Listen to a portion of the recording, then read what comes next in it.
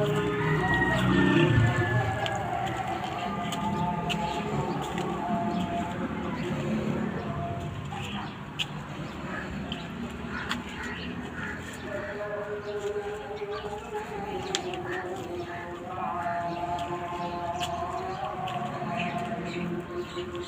नाम रिफत बीबी है। मैं अपने पिंड में छोटी सारी दुकान पाई है कि छोटी सारी बिल्कुल अम्मी में अबू बीमार ने मजदूर ने कमा को नहीं सकते। मैं इन्हों के सारे बेटे अबू का ज़हनी तवाज़न नहीं सही 20 साल हो गए। अम्मी बीमार ने अबू बीमार ने काम भी असीं नहीं किसी का कर सकते। बीमार हाँ 3 बंदे तिन्ने बीमार हाँ। साड़ी दुकान बिल्कुल छोटी सारी मैं थोड़ी सारी बिल्कुल टिक्की टाफी रखी लै नहीं सकते ज़्यादा। थोड़ी वड्डी हो जाए तो फिर साडा गुजारा है बेहतर हो जाए।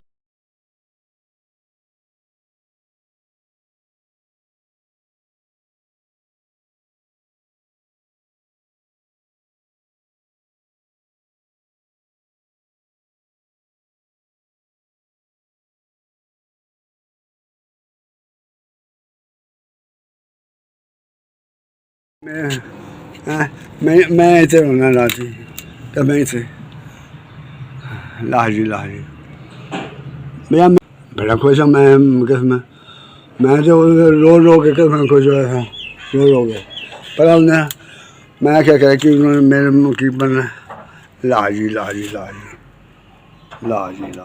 बड़ी बड़ी मेहरबानी बहुत बहुत शुक्रिया जी। साने समान इन्ना लैता छोटा सारा बैंस जी चीज़ रखती सा लैन नहीं सी आती तो तुसा लै दी 10,000 की मेरी चीज़ 2 मनियां पार करतियां। अल्लाह तुहानू चोखा देवे बाला देवे तुहानू तंदरुस्ती ते सेहत देवे माड़िया बनिया जिन्हें सेहत हाथ रख दियो नेकी कीती जिन्हें लैती गरीबां सेहत हाथ रख दियो। अल्लाह तुहानू चोखा देवे बाला देवे तुहानू तंदरुस्ती ते सेहत देवे जिन्हें मेरे सेहत हाथ रखे बंदे ही देंदे सन ते गुजारा करदी सा मेरे को नहीं सी हो सकता जिन्हें बीमारां मैं सांभे है। अल्लाह तुहानू बाला देवे चोखा देवे जिन्हें तुसां गरीबां दी मदद कीती मेरी मदद कीती। अल्लाह सारे बंदे दी मदद करदे रहे तुहानू अल्लाह चोखा देंदा रहे। आमीन आमीन अल्लाह जी आमीन अल्लाह जी आमीन अल्लाह जी आमीन।